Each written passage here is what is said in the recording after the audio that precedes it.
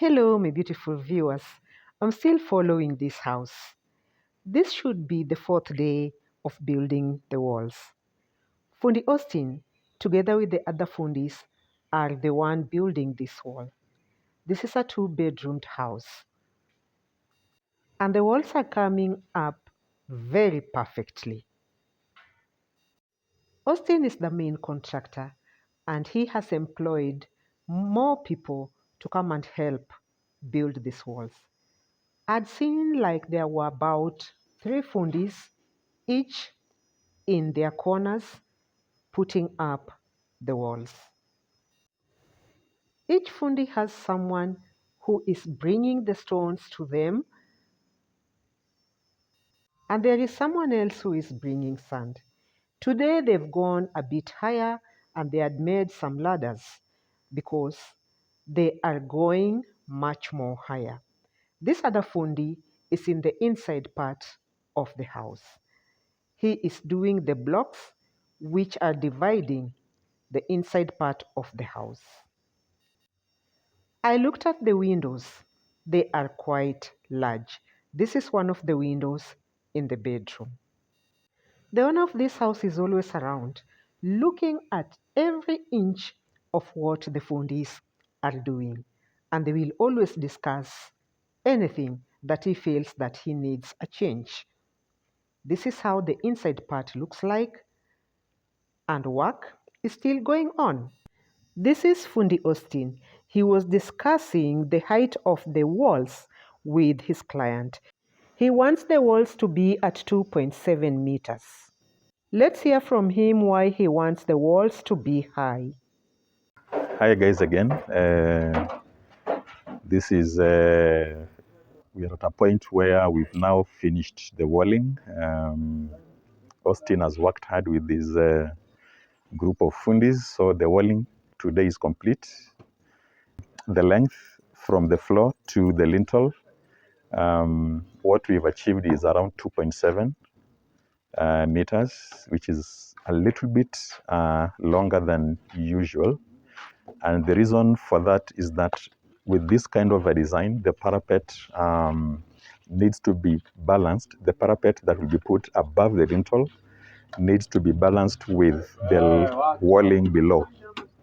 So the more we extend the walling below the lintel, the more the allowance that it will give us for doing the parapet, so that we get a long enough parapet that will give us a good slope for the roof when we install it. If the wall below is too short, then the parapet cannot be too big, because if it is too big, the house will look a little bit imbalanced and it doesn't look nice. So once the walls are long like this, then it gives us now a good allowance for putting maybe 4 or 5 courses of the parapet above. Then we get now a good slope for the roof that we will install above. That is one. Number two, when it comes to sitting room, we'll be doing the gypsum, and I'll be doing the stepped gypsum. So the longer the wall, then it will give us again a good allowance for doing those steps for the gypsum, for the sitting room, for doing the decor. And again, once the walls are as tall as this, then even installing the chandelier can be possible, because chandelier requires a high ceiling. If the ceiling is too low, then you cannot put even the pendant or chandelier, just the wall lights. And again, personal preference, myself, I prefer the ceiling being as high as this. So this would mean that I'll have to order the frames, because now the standard frames will be too short for this.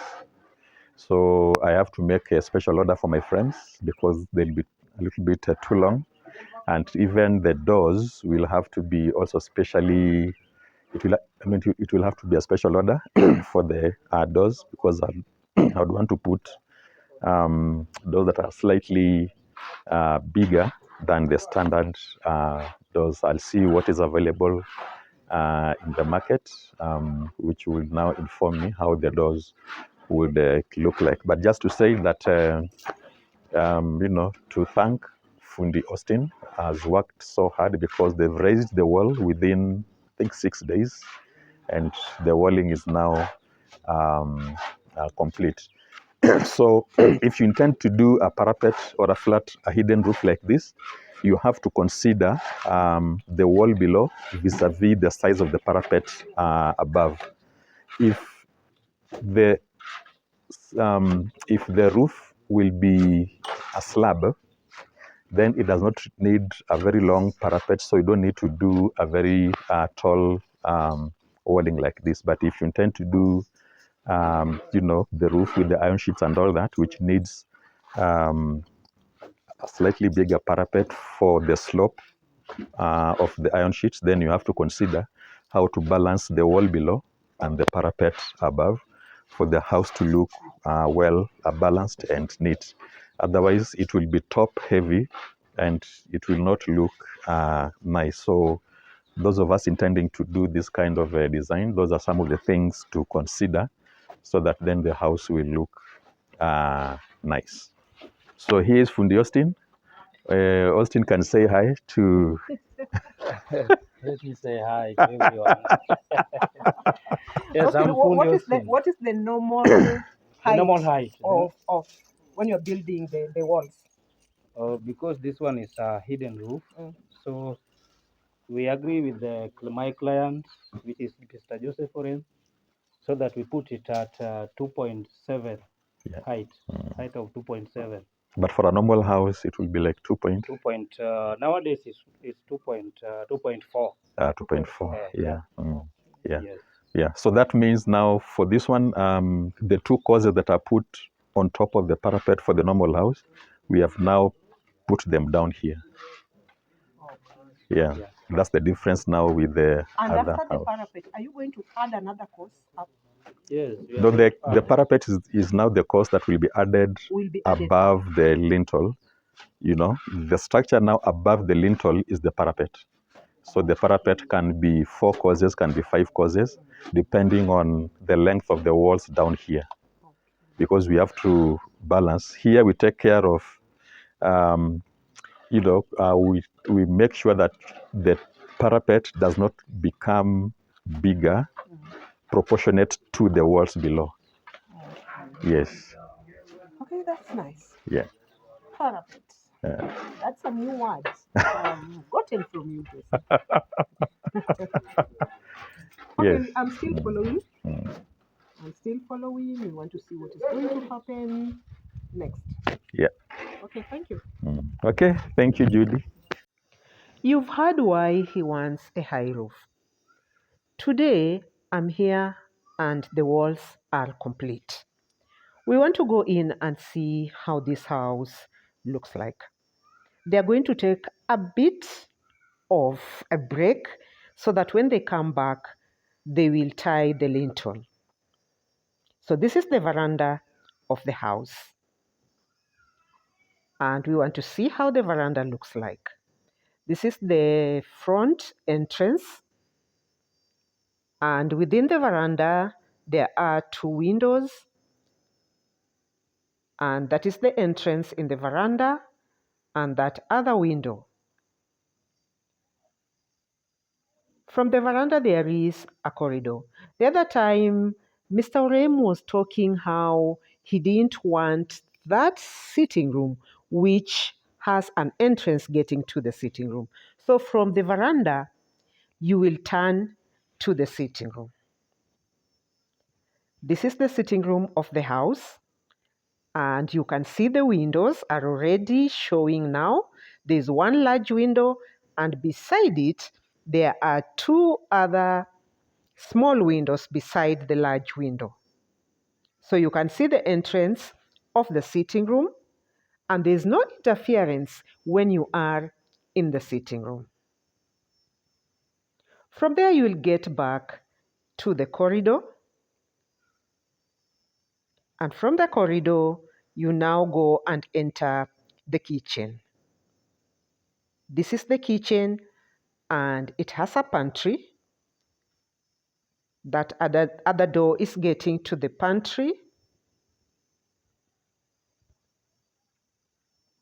This is how the pantry looks, and then the window in the kitchen and the door getting us back to the corridor. After that, there are 2 bedrooms on this other side. Before we get to the bedrooms, there is a common washroom. This is a common washroom, and they are so spacious and they look big. This is the toilet side, and this other side is the bathroom. Then you get to bedroom 2. This is bedroom 2. I love the windows, they are quite large. And then the wardrobe area.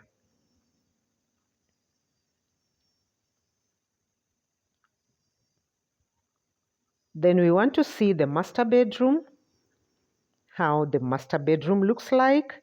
This is the entrance to the master bedroom. Look at the walls. They are so high.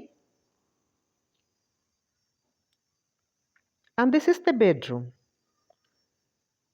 That is the master bedroom.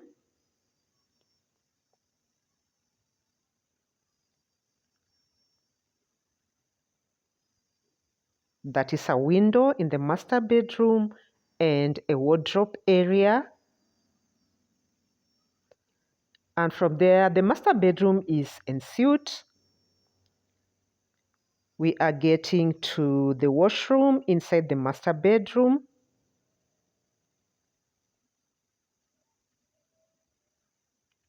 This is the toilet area, and then the bathroom area on the other side.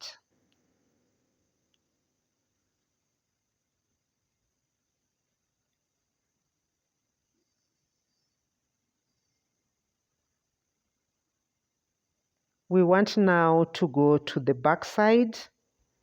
I'm just getting out from the bedroom side. Then this is the back side. And on the back side, there is also another veranda, which is going to be adjacent to the dirty kitchen. The dirty kitchen is an outside kitchen where you can cook with a jiko or firewood. From here, we want to see the proposed quotation. Proposed quotation might be higher or might be lower according to where you are or where you come from. This is the proposed quotations of the walling. Cement, 75 bags at 950 per bag, which is 48,750 Kenyan shillings. Sand, 21 tons at 1,550 per ton, which is 32,550 Kenyan shillings. Walpas or hook iron, 3 rolls at 3,500, which is 10,500 Kenyan shillings.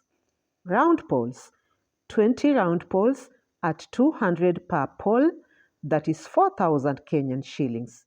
DPC polythene, 15 meters at 200 shillings, which is 3,000 Kenyan shillings.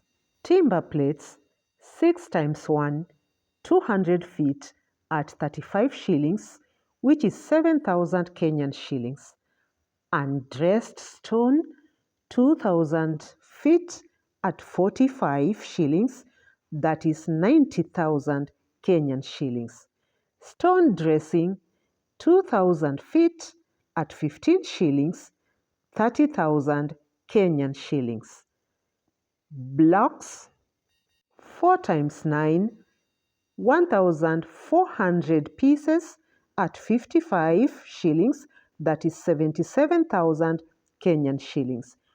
Nails, 4 inches, 4 kilogram at 200, that is 800 Kenyan shillings.